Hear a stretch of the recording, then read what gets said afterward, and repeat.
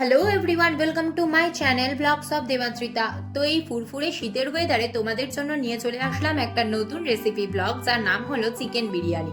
তো হঠাৎ করে ইচ্ছে করলো যে সানডেতে বাড়িতে একটু চিকেন বিরিয়ানি ট্রাই করব।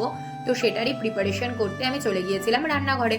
তো ফার্স্টে আমি এখানে নিয়ে নিয়েছিলাম লম্বা লম্বা বাসমতি চাল। তো সেগুলো নিয়ে তারপর সেগুলোকে ভালো করে জলে ধুয়ে 10 থেকে 15 মিনিট মতো আমি জলের মধ্যে ভিজিয়ে রেখেছিলাম। এরপর আমি চলে যাব নেক্সট স্টেপে। তার জন্য চিকেনগুলোকে ম্যারিনেট করে নিতে হবে, আর সেই কারণে আমি এখানে চিকেনের পিসগুলোকে নিয়ে নিয়েছিলাম। আর চিকেনের পিসগুলো কিন্তু একটু বড় দেখেই নিতে হবে। এর মধ্যে দিয়ে দিতে হবে পরিমাণ মতো লবণ, লঙ্কার গুঁড়ো, হলুদ গুঁড়ো এবং আদা রসুনের পেস্ট। এছাড়াও কিন্তু তোমরা কাশ্মীরি লঙ্কার গুঁড়োটা ইউজ করতে পারো, যাতে খুব সুন্দর একটা কালার আসে সেই জন্য। এবং সব থেকে ইম্পর্টেন্ট একটা পার্ট হলো এভারেস্টের এই বিরিয়ানি মশলা, যেটা কিন্তু এভারেস্টেরটাই অ্যাড করবে, তাহলে কিন্তু বেশি ভালো একটা স্মেল বেরোয়। তো সেই কারণে ওটা দিয়ে দিলাম, এবং তার মধ্যে দিয়ে দিতে হবে পরিমাণ মতো একটু টক দই আর সাদা তেল। তো এগুলো সবকিছু দিয়ে ভালো করে এটাকে কিন্তু আধা ঘন্টা থেকে 1 ঘন্টা মতো ম্যারিনেট করে রাখতে হবে। আর এটা ম্যারিনেট করে রাখলে কিন্তু পিসগুলো বেশ সফট হয়ে যায়, তো যার জন্য খেতে আরো ভালো লাগবে। তো আরেকদিকে আমি এখানে বসিয়ে দিয়েছি আলুগুলোকে কেটে সিদ্ধ করতে। এরপর আমি ভাতটাকে বসিয়ে দেবো। তার মধ্যে কিন্তু এলাচ, দারচিনি আর লবঙ্গ এগুলো থেতো করে দিয়ে দিতে হবে, তাতে করে কিন্তু খুব সুন্দর একটা স্মেল বেরোয়। এবং তার মধ্যে কিন্তু পরিমাণ মতো লবণ দিয়ে দিতে হবে। তো চেষ্টা করবে লবণটা এখানেই আন্দাজ করে দিয়ে দেওয়ার, যাতে পরবর্তীতে আর লবণ তোমাদেরকে অ্যাড করতে না হয়।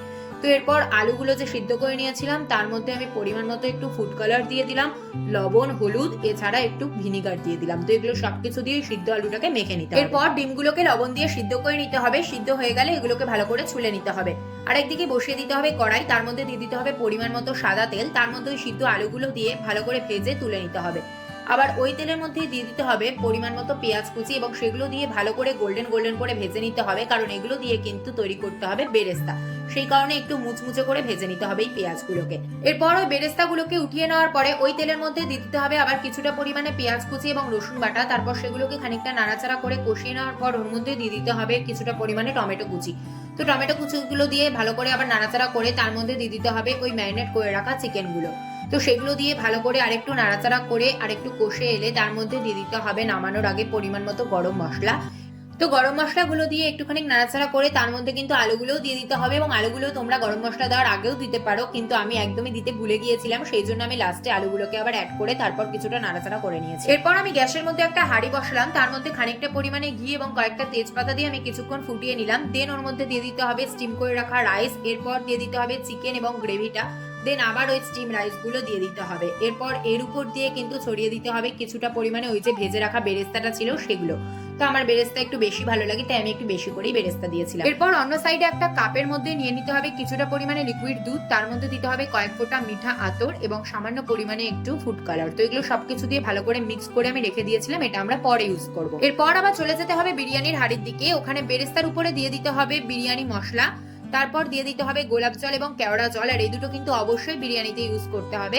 এরপর উপর দিয়ে দিতে হবে দুধ, মিঠা আতর এবং ফুড কালার মিশানো যে মিশ্রণটা আমি বানিয়েছিলাম সেটা।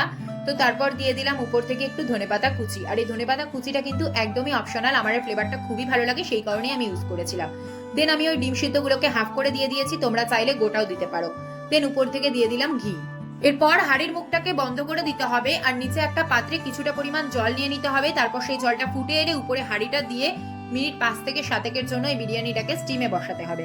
তো এরপর স্টিম থেকে নামিয়ে নিলেই কিন্তু রেডি হয়ে যাবে গরম গরম চিকেন বিরিয়ানি। তো আমি একটা সুন্দর প্লেটের মধ্যে স্যালাডের সাথে চিকেন বিরিয়ানিগুলোকে সার্ভ করেছিলাম।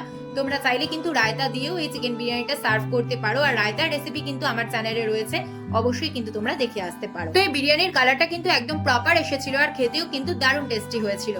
তো তোমরাও চাইলে ঝটপট এই চিকেন বিরিয়ানি রেসিপিটা বাড়িতে ট্রাই করে আমাকে জানিও যে এই রেসিপি ব্লগটা তোমাদের কিরকম লাগলো। বাই।